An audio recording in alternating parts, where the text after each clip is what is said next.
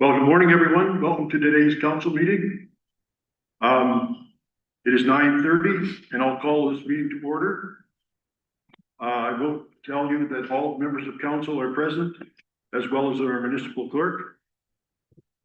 Territorial land acknowledgement. We respectively acknowledge the township of Alma-Calhoun is located on the Mississauga-Neshaninbek territory and is the traditional territory of the Mississauga-Neshaninbek.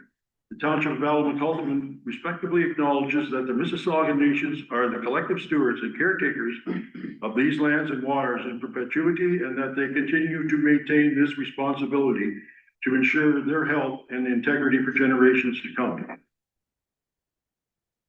Next item is a motion to approve the agenda, that the notice provisions of the procedure bylaw be waived to permit the inclusion on the agenda for report PW 2026-01, update from the Township of Alma-Calhoun Asset Management Plan, AMP 2026, and notice of motion from Deputy Mayor Stover regarding speed limit reduction. And that the agenda for the committee of the whole meeting held on February 17th be approved as amended. Can I get a mover and a seconder? Moved by Deputy Mayor Stover, seconded by Councillor Booth. Discussion? All in favor? That's carried. Are there any declarations of pecuniary interest? Seeing none, that'll be noted. We're going into delegations and presentations, and we do have actually probably the highest number I've ever seen. I believe we have 5 this morning, so shows us interest, and I think our first ones are going to be on screen. Okay, are they available?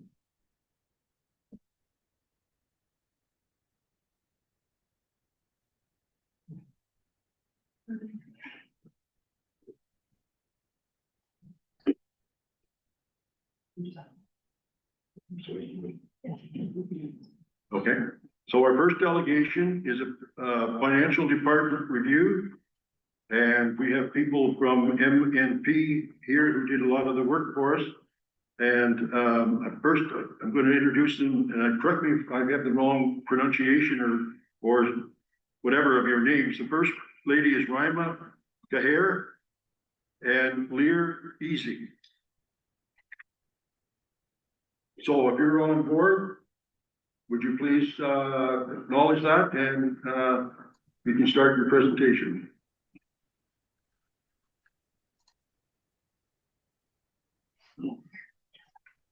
Good morning, everyone. Good morning.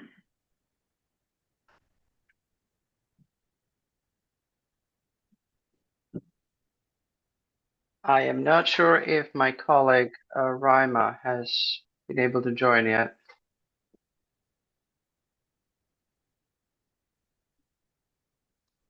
Well, we'll wait.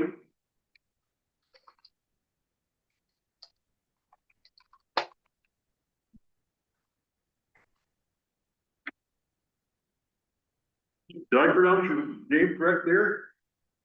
It's Ilir Azizi. Ilir, okay. Sorry Yes. about that. No worries.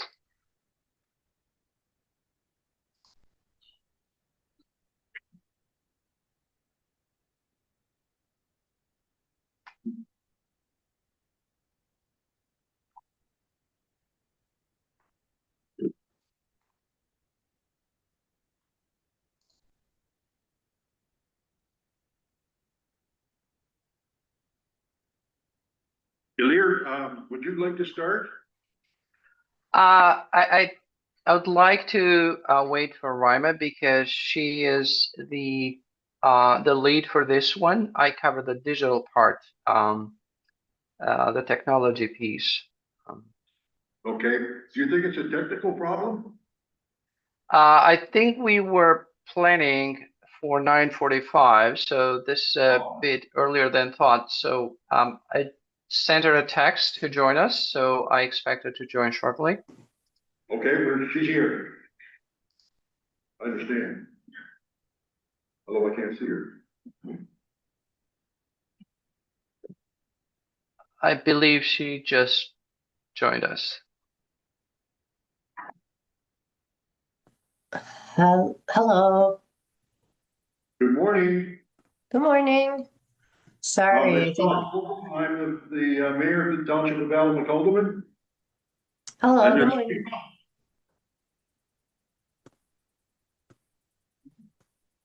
Can you all hear me? yes, Okay, perfect, perfect. I can pull up our slide deck as well. Yeah, sorry, I think I was having some technical issues in joining. So let me pull up our slides here and then we can get started. I have the ability to share, right?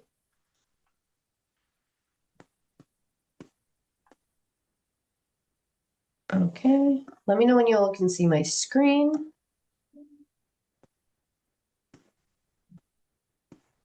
Are we good? Yes. Perfect. Okay. Okay, let's get started with this. So thank you, everyone. Good morning, and thank you for your time today. My name is Rima, and I'm presenting along with Ilya on behalf of MNP. Today, we'll walk through the results of the Finance Department review completed for the Township of Allenwick-Aldermond. The purpose of this presentation is to share our observations, highlight key themes identified during the engagement, and present practical recommendations designed to strengthen the township's finance function and future growth. We'll start off with the agenda, a brief overview of the engagement objectives and background, followed by our approach and methodology. From there, I'll walk through the key themes identified in the current state, followed by a detailed discussion of recommendations. Then my colleague Ilya over here will cover the technology sections, and then I will return later to discuss the high-level implementation plan and any closing points. So starting with the engagement objective. So the township engaged MNP to conduct a review of the finance department to assess alignment with best practices and identify opportunities for improvement. As part of this engagement, we evaluated the internal control framework to determine whether controls are appropriately designed and operating as intended. We developed current state and future state process narratives and conducted a gap analysis to identify areas of improvements and efficiencies.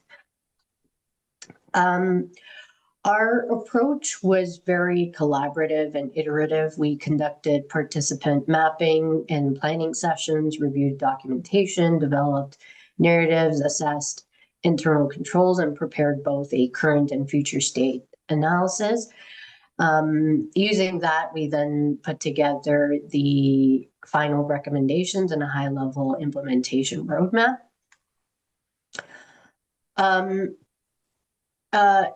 This is our work plan. So we used up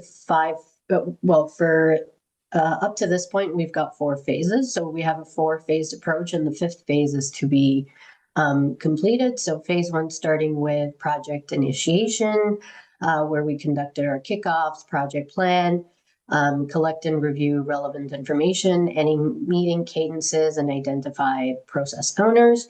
Phase 2 focused on understanding current state, process mapping sessions, assessing internal controls, and then preparing a current state report, which we had presented a couple months ago.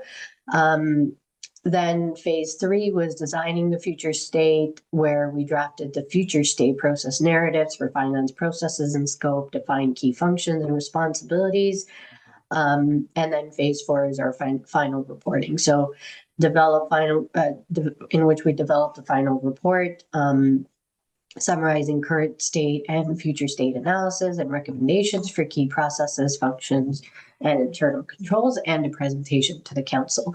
We do have phase 5 left, which we're working with Dave to complete, identifying the interim treasurer support and knowledge transfer. Everything we've learned, we'll pass it over to management, as well as support in the meantime while your interim treasurer is being onboarded. Then going into our approach and methodology, so our analysis was based on process workshops and reviews and our industry experience working with municipalities of similar size and complexity. This ensured that recommendations were practical and grounded in real operational realities. For the future state approach, before we go into the findings and the current state gaps, I want to briefly explain how our future state approach, how we went about our future state. So we focus not only on documenting how processes work today, but also defining what a stronger and more resilient finance function should look like moving forward. The future state was developed using stakeholder input, current state observations, and industry best practices. The objective was to reduce dependency on individual knowledge, improve consistency, strengthen governance, and support continuity as the township evolves. As you can see, there's 4 pieces or 4 steps that we taken to come up with the final report: the current state assessment, process map validation, future state process design, expert insights for go forward options, and then recommendation development, which fed into the final report. We also used our people, process, and technology framework to guide our analysis. From a people perspective, we reviewed roles, responsibilities, capacity, and knowledge transfer. From a process perspective, we assessed workflows, controls, bottlenecks, and consistency. From a technology perspective, we reviewed whether systems enable efficiency in reporting or create manual workarounds. This balanced lens ensures recommendations would be practical and sustainable for the township.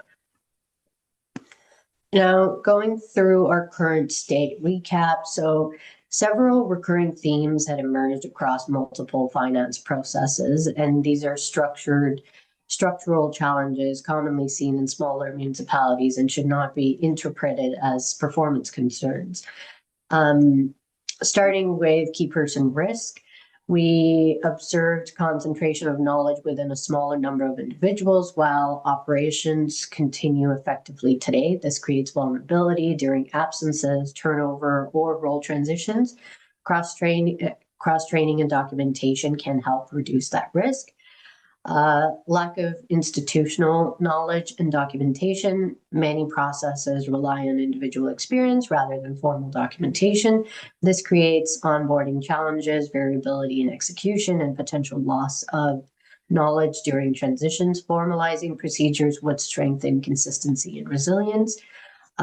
Lack of financial software integration. The current financial system does not integrate well with other systems requiring manual data handling. This increases workload, introduces risk of errors, and limits reporting efficiency.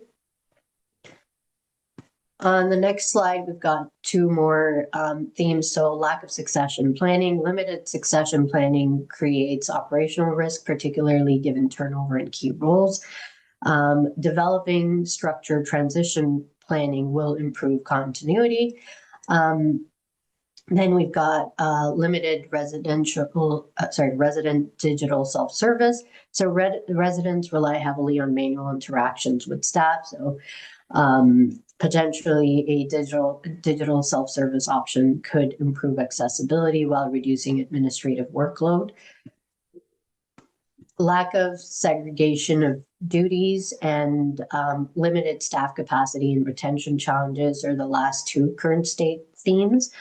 Lack of segregation of duties is due to limited staffing capacity. Segregation of duties is constrained in several processes. So compensating controls and role clarity may help mitigate that. Limited staff capacity and retention challenge. Limited staffing depth creates operational pressures and reduces resilience during peak hours. So strengthening capacity and coverage overall will support sustainability. Now going through our recommendations and opportunities. So we've developed a set of recommendations focused on improving efficiency, strengthening governance, and support long-term sustainability. And I'll walk you through the details. This overview does show you a recommendation and how it's structured, but for the purposes of this meeting, we've created a more condensed version, and you'll see that in the next couple of slides.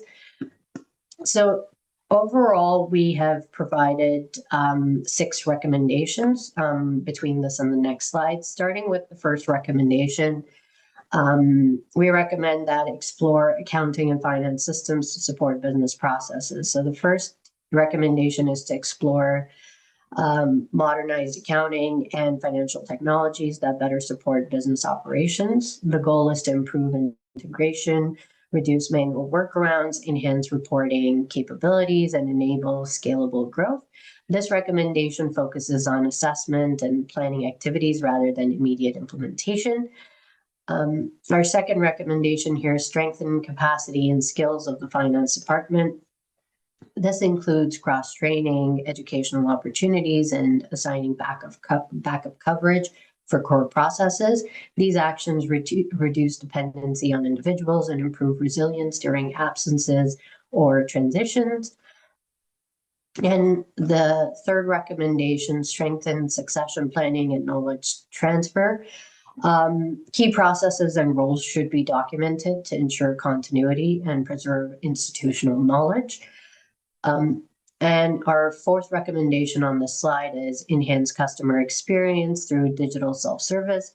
Implementing digital self-service capabilities will allow residents to independently across services access services and account information. This will improve accessibility and reduces manual administrative work, which currently management has to do.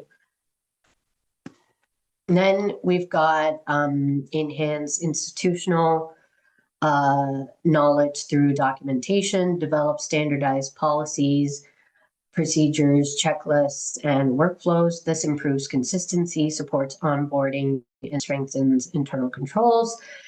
Our recommendation 6 focuses on digitizing receivables and payments, so expanding electronic payment options and automate reconciliation processes. This reduces manual processing, improves efficiency, and lowers risk of error.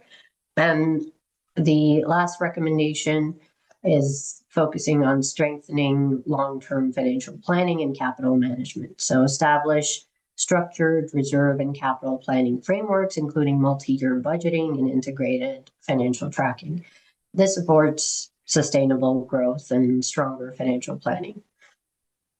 With that, I will pass it over to my colleague Ilir, who can walk through the technology observations and options in more detail. Yeah, thank you, Raymond. So good morning again, everyone, and thanks for having us. So in terms of the technology aspects and how to best leverage technology when it comes to the ERP functions, we use a methodology, we call it MMP's Business Application Review Framework, that focuses on 4 major cluster of areas, let's put it that way. One is technical, and they are shown on the screen. The other one is risk, support, and the business need. So from a technical perspective, and I may be repeating some of the stuff that has been said, but the current Keystone product lacks integration with other key systems, which creates an environment of fragmented data and taking more time to actually collect data from various systems for reporting purposes. It's very manual and it's prone to errors, etc. So that's a bit problematic, even from an efficiency and the time that staff spent on those reporting or lack thereof. So very limited. Some historical data continues to also remain in legacy systems like GP. From a risk perspective, Raima mentioned earlier, there is heavy dependency on key individuals. The system does not make it easy to cross-train people. So from that perspective, the experience that people build over time using the system, it's hard to replicate and cross-train. So that dependency is there. From a support perspective, we don't get the impression that there's a lot of investment on Keystone being done. There's little formal documentation or training available, etc. There are limited support for functions that could introduce a lot of efficiency, for example, electronic payments such as EFTs or credit card. So all those point to us recommending that the township looks at upgrading the Keystone or completely replacing it. And there are three options that we looked at that we can talk a bit later as well. So if we can move to the next one. So when we look at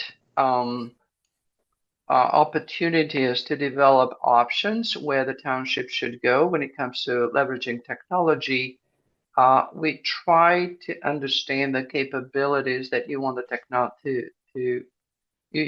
technology to enable or support. In the case of financial capabilities, these are the capabilities that we have identified under core transaction processing, financial planning and management, and financial reporting and close. And we give an indication as to what systems are used to support those functions currently. For payroll, you got EasyPay for budgeting and forecasting. You got Excel. The rest are partially supported by Keystone. It doesn't mean that they are optimal. It means that there is a system that provides some support, but well, with all the caveat that we described earlier. And if we can go to the next one. In terms of the go forward options, we look at three options. One is to maintain Keystone, which definitely we don't recommend that for the reasons that we simply perpetuate the same symptoms and challenges that you are currently having. And we have not seen a future in Keystone, major investment, etc. Option B is implement a new ERP. That's our recommended option for a number of reasons. It covers most of the financial capabilities that we spoke earlier. It creates a modern software as a service, cloud-based environment. It takes a lot of integration pain points away because this modern system can integrate with some of the existing systems that you have. There's definitely an upfront cost in terms of the investment. But when you consider the efficiencies over time, positioning the township for growth, and even creating a portal for residents to interact with city services when it comes to, let's say, property tax, etc., I think in the long run, that cost is justified and pays off. The third option would be strategic outsourcing, plus a new ERP system. When we look at the financial capabilities, there are some functions that can be outsourced, but not all, and that will necessitate to also get an ERP system. For example, the payroll aspect could be outsourced, and for the rest of the functions, you can get an ERP system, as an example. But in this case, this will create, although there are a lot of benefits, it'll create also more complexity. And we understand that staffing, resourcing is a challenge for the township. So, and if you get both those, it'll create continued pressure over time. The other thing is there is that might be that loss of control for some aspects, considering the outsourcing over data and some other controls, and conflicting approaches at times when it comes to decision making, the way the township may see things and the way the outsourcing vendor may see things.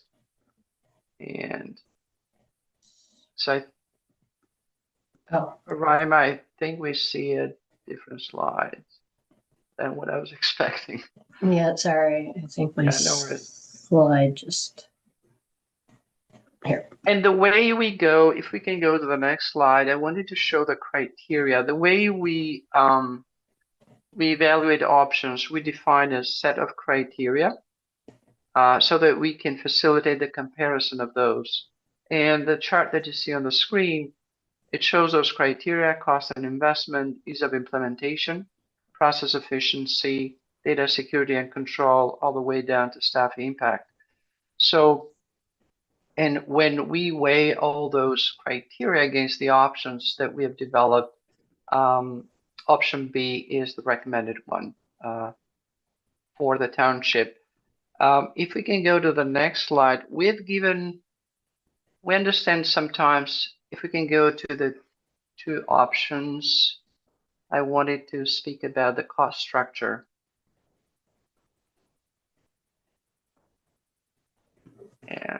Yeah, this one.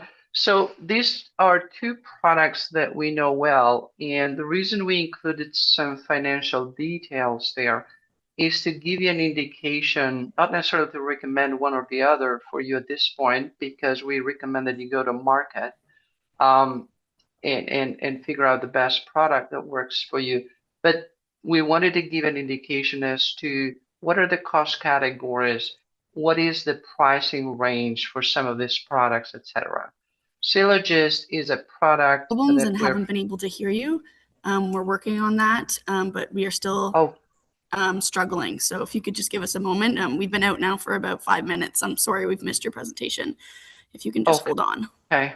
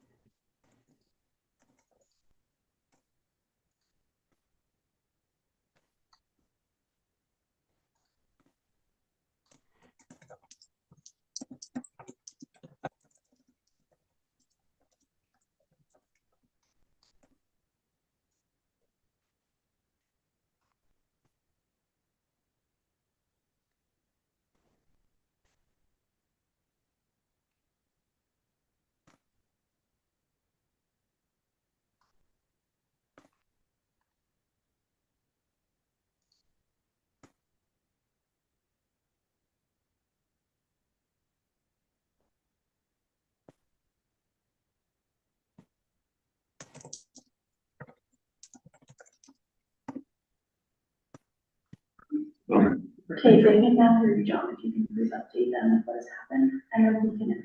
Update. Oh, MNP, can you hear us? Yes. Can you hear us? Hello, can you hear us? We can hear you. We can hear you.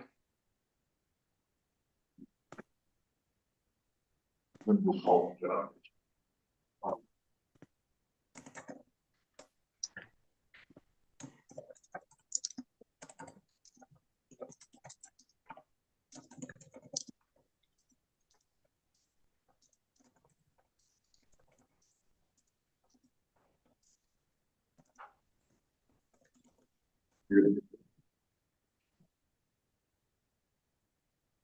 Okay, let's, move on.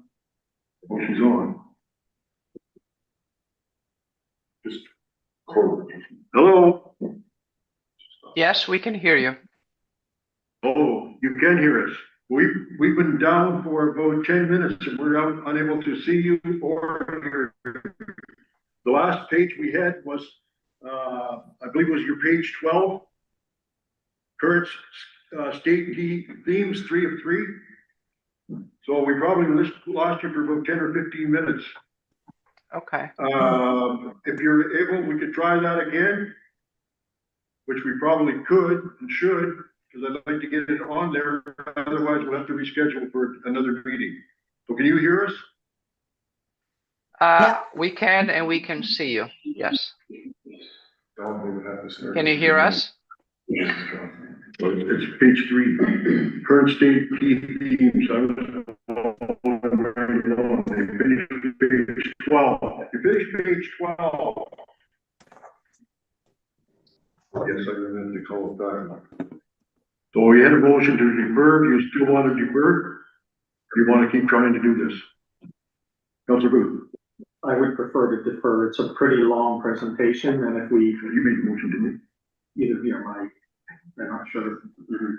Just it's a long presentation. There's a lot of pages, and if it breaks up again, we got a busy day. We've already got 4 other presentations to do too, right?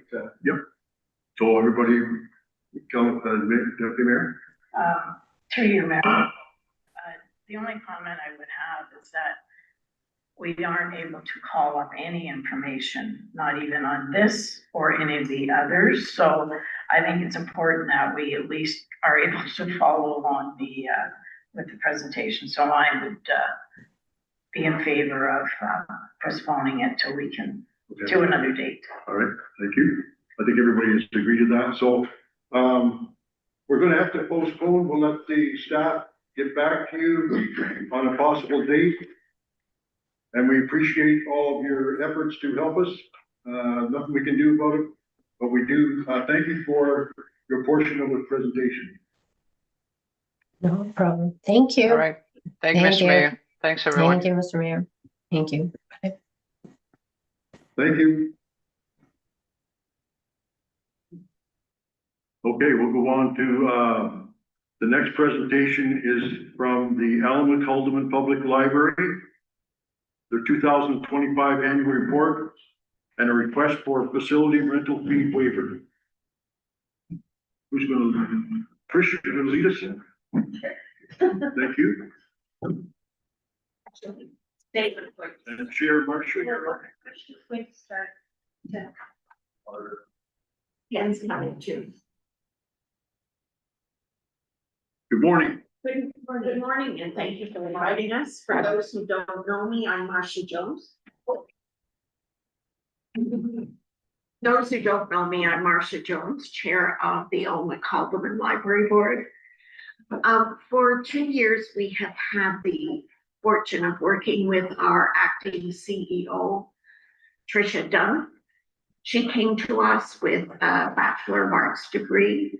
During the time she was studying in university, she worked as a page in the library system and became very interested in pursuing this as a career. She has worked with Alma Caldeman for 20 years and will make her 21st anniversary in May. She has been very aware of the programs and support provided by the OLA. She communicates with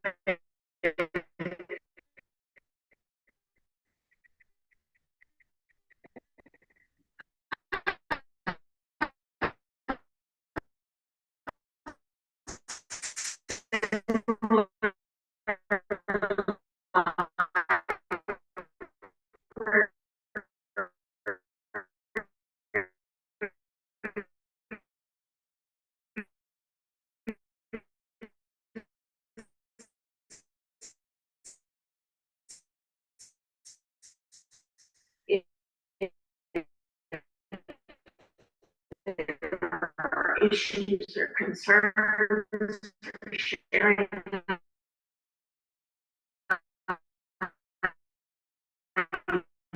ideas.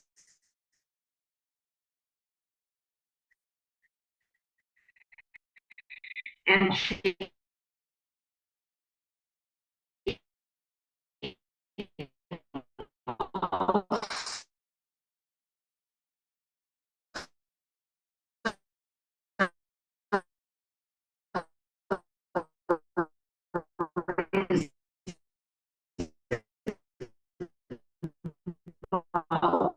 currently in the library leadership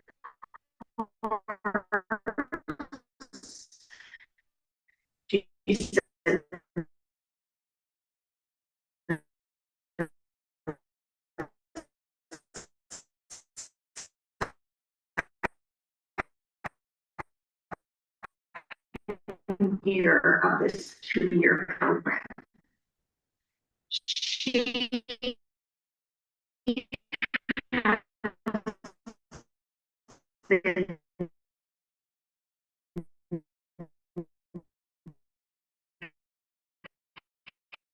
serving on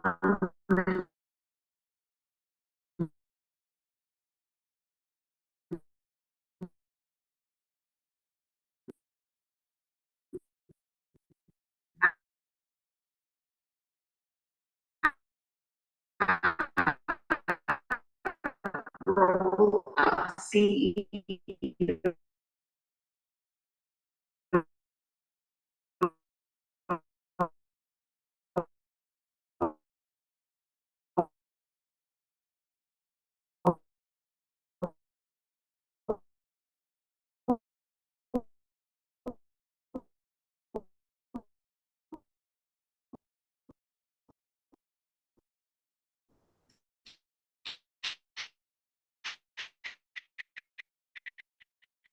As well as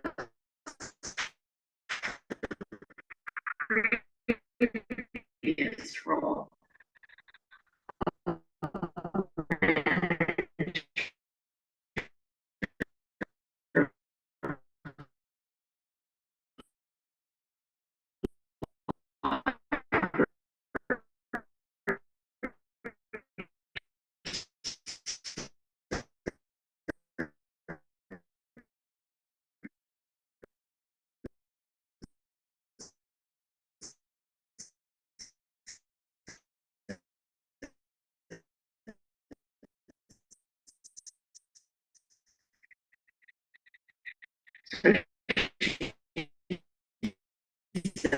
Very busy lady. We appreciate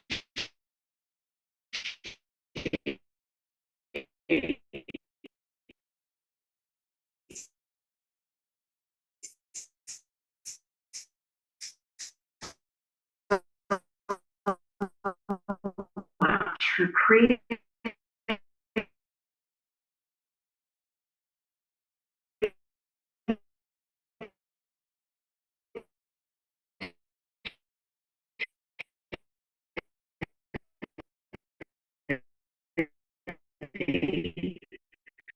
and her work.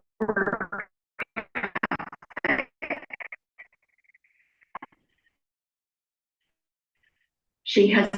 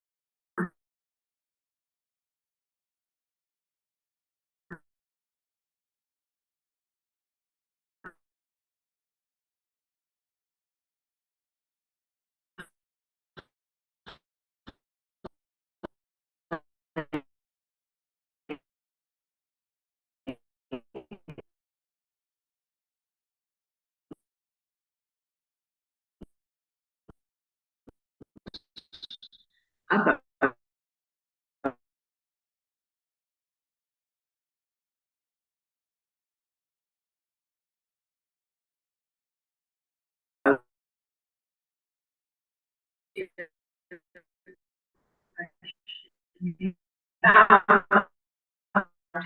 continuing of these programs because that's